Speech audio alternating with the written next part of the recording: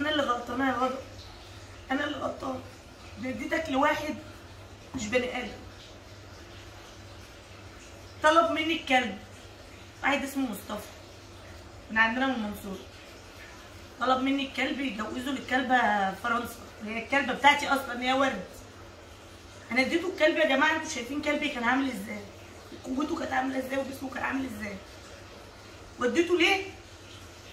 جابهولي متقطع من رقبته من هنا كده، كلب رافض الاكل، ما كنتش اعرف ان هو تعبان. طب فيك ايه فيك ايه؟ لحد ما وديته للدكتور ولحقته قبل ما يجيله مرض البارفو. وديته للدكتور كشف ب 500 جنيه وعلاج وادويه ومحاليل، تاني يوم محاليل وسيفوتاكس مضاد حيوي وبريبران وانتوسيد وانتينال وكتوفان ويونيكتام وكله وانواع محاليل، يوم بعد يوم بعد يوم، 4 ايام، وبعدها الكلب مات. انا عملت الخير، دايما بعمل خير للبني ادمين وبقابل الشر. عمل فيك ايه الكلب ده عشان تعمل فيه كده؟ عمل فيك ايه؟ انا ما عملتش معاك غير الخير، واديتك فلوس كمان عشان تاكله وتشربه ساعه ما كنت واخده تجوزه للكلب.